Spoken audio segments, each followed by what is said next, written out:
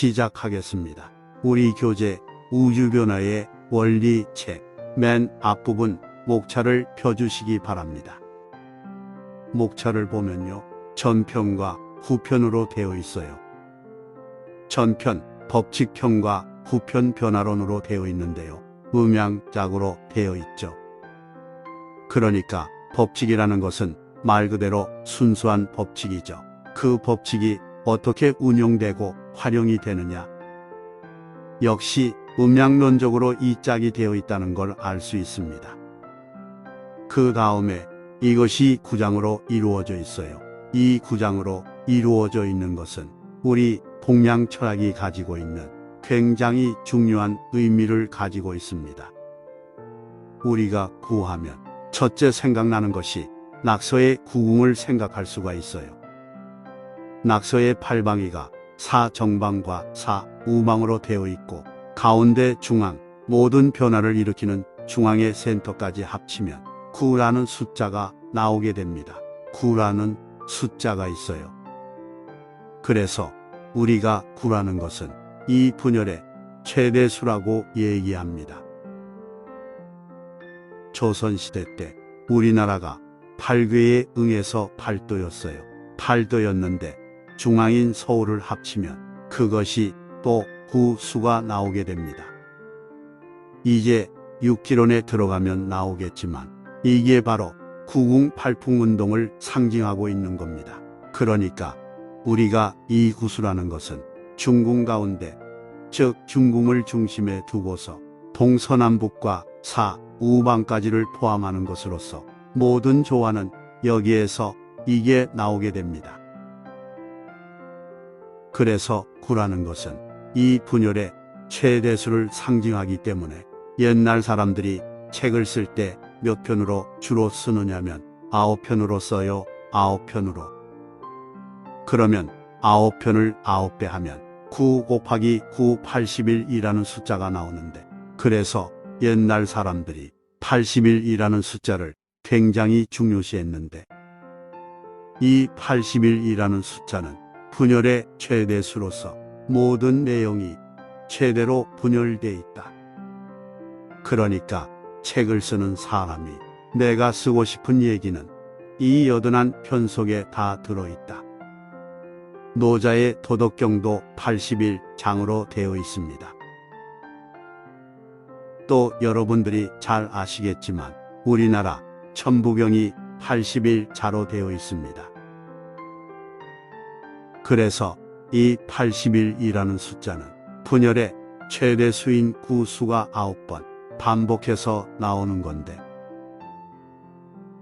어쨌든 이 구수라는 것은 분열의 최대수로서 내가 하고 싶은 얘기를 이 구장 속에 전부 얘기해 놓았다 해서 상수학적으로 대단히 중요한 의미를 가지고 있습니다.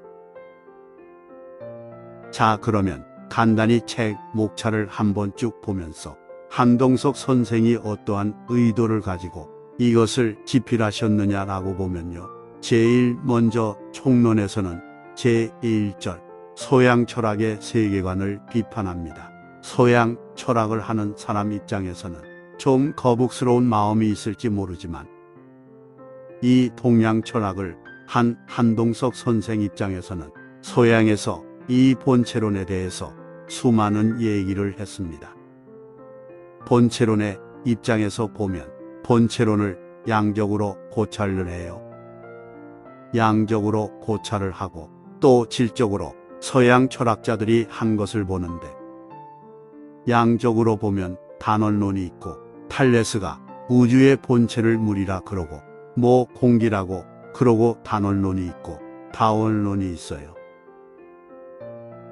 그 다음에 단자론에 대한 얘기가 조금 나오고, 질적으로는 유심론이 있고 유물론이 있고, 소양 철학의 본체론이 이처럼 다양하지만 해답이 있는 게 없습니다. 그 다음에 우주론에 대한 얘기인데요, 우주론은 변화하는 현상에 대한 건데, 뭐 그것이 우주라는 것이 목적률에 의해서 움직이느냐, 인과율에 의해서 움직이느냐, 이런 연구를 서양 사람들이 많이 했지만 근본적으로 변화하는 인간과 우주에 대한 근본적인 해답을 제시하지 못했다. 이런 얘기로 되어 있고요. 둘째로 동양 철학의 우주관이 있는데요. 여기에서는 무국태국, 황국에 대한 얘기를 하고 있습니다. 동양에서는 우주의 본체를 어떻게 잡고 있느냐 하면 삼수로 잡고 있는 거예요. 우주의 본원인 무국, 그 본원이 현상화되어 가지고 현실을 잡아 돌리는 태극, 그리고 그 태국과 무국을 연결시키는 그런 중보자로서의 황국을 얘기하는데, 그 상극 이론에 대해서 아주 깊이 있게 설명을 해놓고 있습니다. 그리고 세 번째는 사물의 개념으로서 철학을 하는 사람들은 사물의 명칭 자체를 정확하게 써야 된다. 그걸 정명이라고 얘기하는데요. 정명 사상의 중요성에 대해서 얘기를 제2장이 오행과 운인데요. 오행론 목화토금수의 아주 근본에 대해서 얘기하고 있습니다. 동양 철학의 오행이라는 것은 무형과 유형을 아우르고 있거든요. 위대성이라는 것이 우리가 오행을 얘기할 때 목화토금수, 나무, 불, 흙, 쇠덩어리, 물 이런 개념을 포괄할 뿐만 아니라 기운 자체, 목기, 화기, 토기 등, 그래서 이 동양 철학의 위대성은 거기에 이제 들어있는 건데, 그때 가서 이제 좀 구체적으로 보고요. 그 다음에 모오행의 기본 개념과 삼오분기가 있어요. 그 다음에 상생상극, 그 다음에 병극이 나오는데, 이 병극은 김일부 선생의 정역에 있는 내용을 갖다가 한동석 선생이 재해석을 하는 건데, 다른 책에서는 동양 철학을 공부한 인류 역사에 어떤 책에서도 없는 내용입니다. 이것은 김일부 선생의 정역에 있는 것을 한동석 선생이 새롭게 갖다가 활용을 하고 있는 그런 부분이죠. 그 다음에 제3장 6기론으로 이제 오응과 육기가 나오는데요. 오응과 육기라는 것은 우주를 잡아 돌리는 근본 법칙은 음양오행의 법칙인데요. 그 오행의 법칙이 하늘에서 작용할 때는 오응이라고 얘기하고, 이것이 23.5도 기울어져 있는 지구에서 작용을 할 때는 대화작용과 뿔이 없는 불인 상화가 하나 더 불어나 가지고 육기로서 그 작용을 하기 때문에 실제로 하늘과 땅의 교호, 운동, 교류 운동이라는 것은 오운 육기의 교류 운동입니다. 천지의 오운 육기에서 파악할 수 있고, 그 모든 내용은 황제내경 소문 운기 편 속에 모두 들어있죠. 이 한동석 선생의 구도의 과정을 보면 삼음, 삼양의 개념이 거기서 나오는데요. 고름, 풍목, 소음구나, 태음숙토, 소양상화, 양명조금, 태양한수, 삼음, 삼양의 개념을 아는 사람이 아무도 없습니다. 한국에서도 이 책을 읽지 않고서 그 개념을 파악한 사람은 없다고 생각이 듭니다. 그래서 아주 삼음, 삼양 한의학에서는 12경약의 명칭이라든가 육기의 표기라든가 등등 굉장히 많이 활용하고 있는데, 그 본질을 제대로 알고 있는 사람은 없는데요. 여기에서 아주 분명하게 해답이 나옵니다. 그 다음에 이제 금방 얘기했던 내용이 2절에 구궁팔풍운동 이런 얘기도 나오잖아요. 그 다음에 제4장 상과 수입니다. 동양의 동양 철학에서 진리를 탐구하는 근본 방법론이 이 상을 파악하는 겁니다. 이 상을 파악하는 건데, 이 상이라는 것이 뭐냐 하면 그 진리의 본질을 담고 있는 생명의 율동을 얘기하는 거예요. 그런데 상이라는 건 형과는 반대가 되는 말이에요. 형과는 반대가 되는 말이라서 이 상은 파악할 수 있는, 볼 수 있는 눈을 가진 사람은 그것을 보지만, 그런 눈이 없는 사람은 세상이 다 보여줘도 그걸 파악을 못하는 거예요. 그래서 상을 파악하는 방법을 제시하는데 이건 우리가 어떤 프레임을 거치지 않으면 파악을 할 수가 없습니다. 그래서 이 상을 파악하는 3단계로서 수와 상을 공부해야 된다. 이것이 이제 하도 낙서예요. 하도 낙서를 통해서 우리가 수와 상을 공부하고 그 다음에 괴상을 공부해야 된다. 괴상 이것은 8괴입니다. 그 다음에 더 나아가서 수상과 괴상을 공부한 목적은 물상을 공부하는 게 우리 목적이죠. 물상 그래서 이것도 삼변 성도에 가지고 상을 파악하는 방법론에 대해서 기초를 우리한테 제공해 주고 있습니다. 그리고 이제 그 다음에 수라는 게 뭐냐?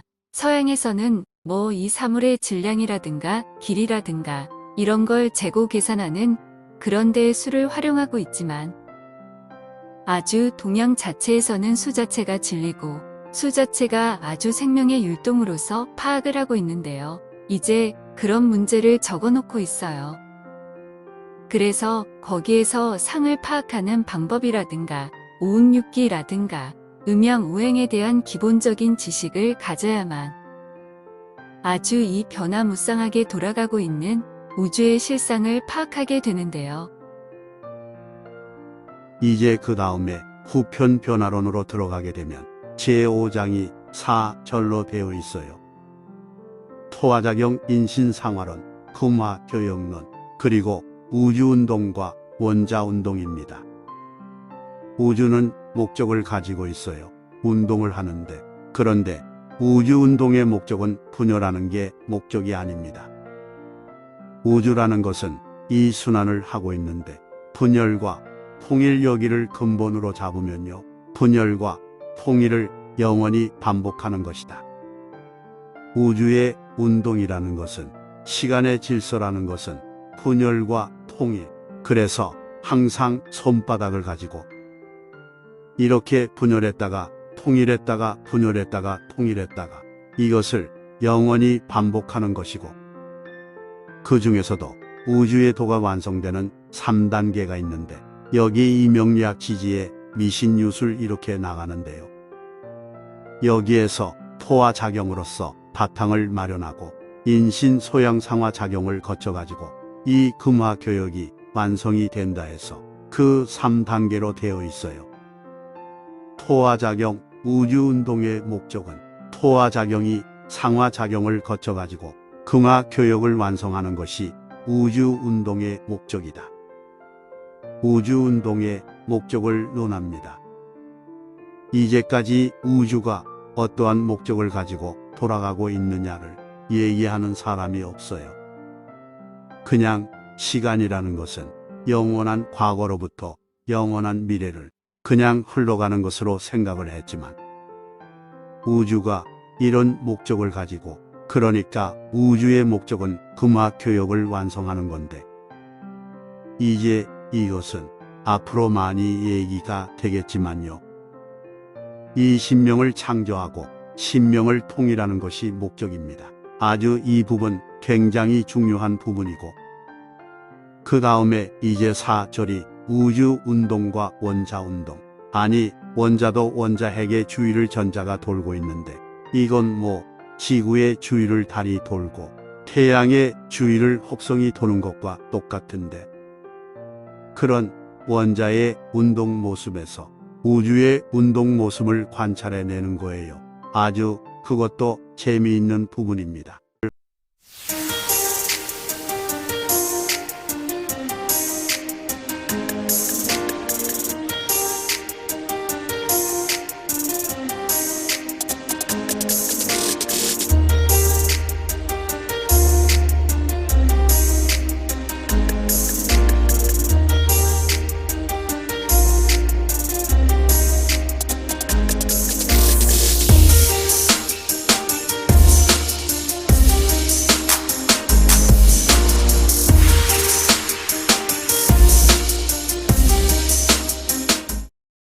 그 다음에 이제 6장이 우주의 운동과 변화 부분인데요. 인사의 변화와 물질의 변화가 있어요. 이거 아주 참 기가 막힌 또 부분입니다. 인간은 어떻게 해서 이 세상에 태어나고, 인간은 왜 선과 악이 공존하고 있고, 왜 인간은 욕심과 무욕 사이에서 갈등을 느끼고 있고, 여기에서 인간이 어떻게 자기의 순수성을 회복해 가지고 본연의 명의 세계에 들어가야 되느냐. 인간의 아주 본질과 모순이라는 파트가 있잖아요. 인간의 본질을 밝히게 됩니다. 그 다음에 물질의 변화 모든 만물이 생겨나는데 그 만물이 생겨나는 과정을 설명을 하고 있어요. 그 다음에 변화와 종이라는 것은, 모든 종자라는 것은 수토가 합덕을 하면 종이 생기고, 수토가 동득을 하면 물로써 변화가 되고 하는 그런 중요한 얘기가 있고요. 제7장이 정신론인데요. 이제까지 모든 철학자들은 정신을 전제로 연구를 했어요. 정신 자체를 연구한 사람이 없어요. 정신이란 무엇이냐? 우리는 그냥 정신이라는 것은 우리에게 있는 것으로 생각을 하고, 무슨 학문을 연구하고 하는데, 정신을 연구하는데, 근데 이 정신도 말이에요. 우리 정신이 아니라 우주 정신이 뭐냐? 도대체 우주를 잡아 돌리는 이 우주에도 지금 무한한 변화가 일어나고 있다, 이거예요. 그럼 우주에도 정신이 있다. 이거야. 도대체 우주 정신은 어디에서 어떻게 생겼느냐? 이제 앞으로 하겠지만 간단히 말씀을 드리면, 여기서 우주 정신과 인간 정신을 대비해 가지고 얘기하고 있죠. 우주 정신이라는 것은 건곤을 채로 하고 있다. 우주 정신이라는 것은 건곤을 채로 하는데, 이 건곤은 천지죠, 천지. 그럼 건곤과 천지는 어떻게 다릅니까? 천지의 마음이 건곤이에요. 건곤은 형체가 없어요. 천지의 정신, 천지의 마음이 건곤이고, 이것이 형체로 드러난 것이 하늘과 땅이에요. 이것이 제가 되고, 이 천지의 정신을 구체적으로 이 현실계에서 드러내고 있는 주체는 뭐냐 하면 1월이라는 거예요. 여기에서 이것이 용이 되는 거죠. 천지 1월에 대한 얘기가 나오게 됩니다.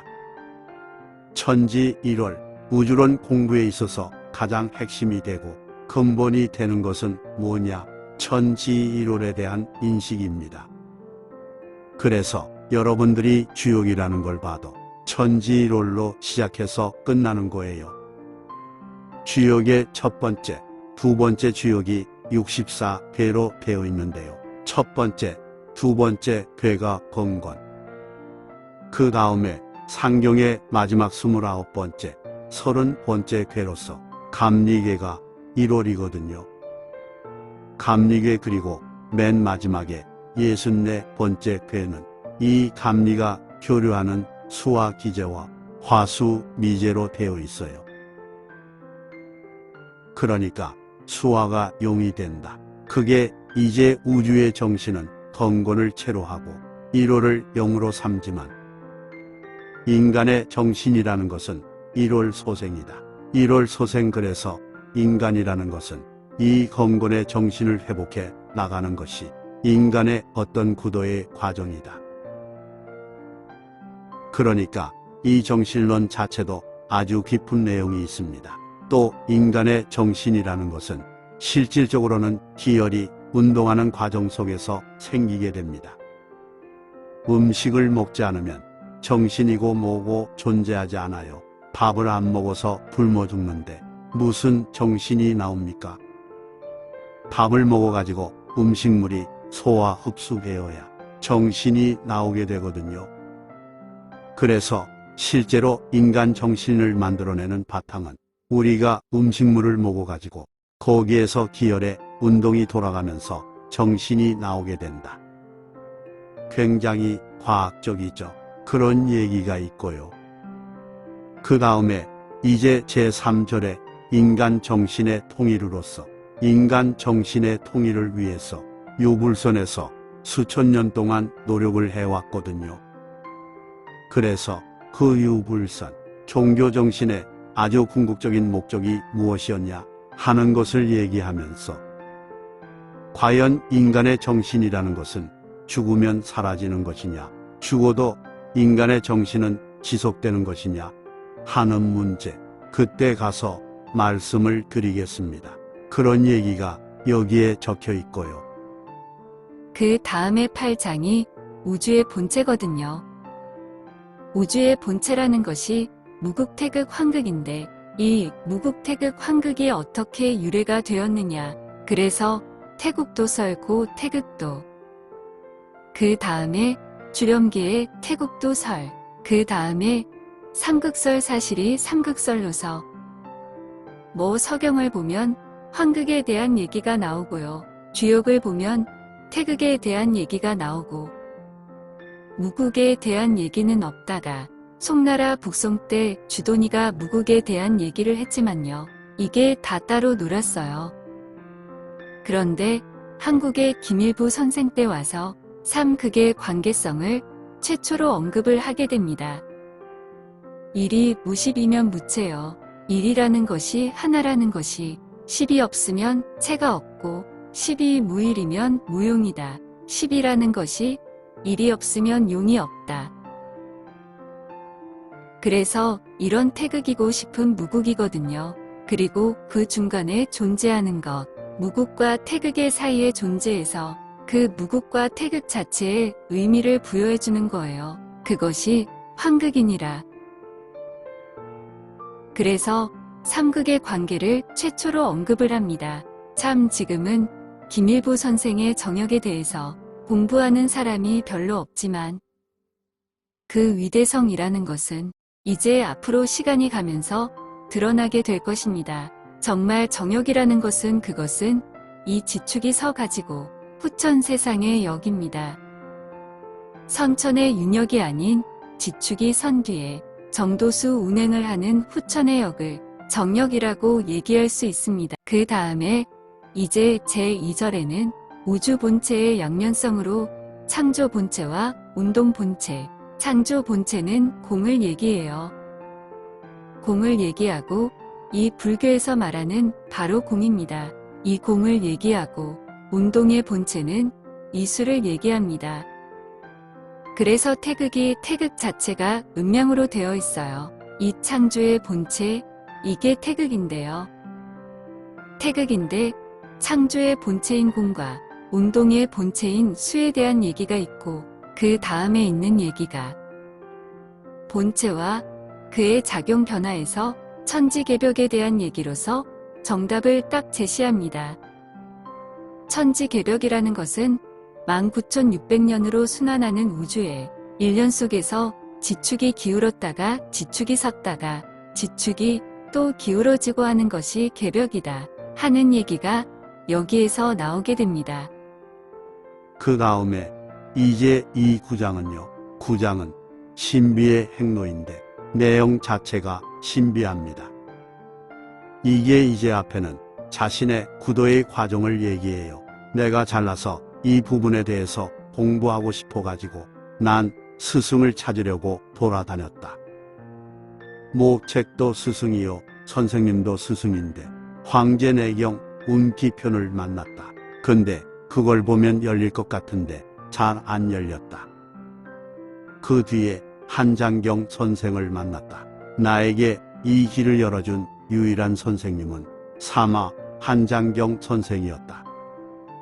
이렇게 해가지고 내가 20년 동안 방황을 했다. 이제 그러면서 뒷부분에는 신화나 전설이라는 것은 역사성과 전통성이 있기 때문에 그 생명이 영원하다 하면서 이제 그 피닉스 불사조의 전설 좀 얘기하고 그 다음에 그리스 로마, 그리스 신화를 조금 언급을 합니다. 이제 그 다음 마지막에 그 우주 고발의 꿈이 있어요. 제2절 우주 고발의 꿈. 이 우주 고발의 꿈은요. 본인이 이 한편에 아주 참족 같은 이게 수필은 아니고 소설입니다. 아주 문체도 감성적이고요.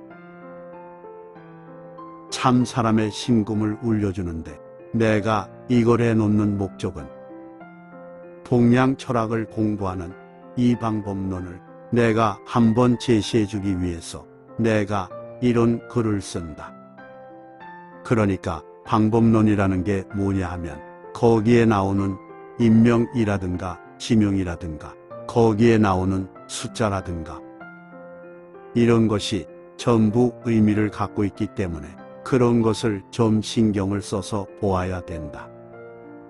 이렇게 마무리하고 있습니다.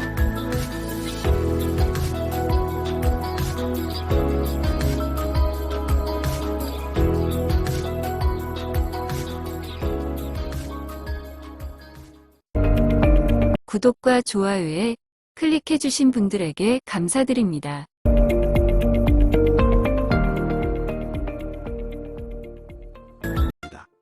있습니다.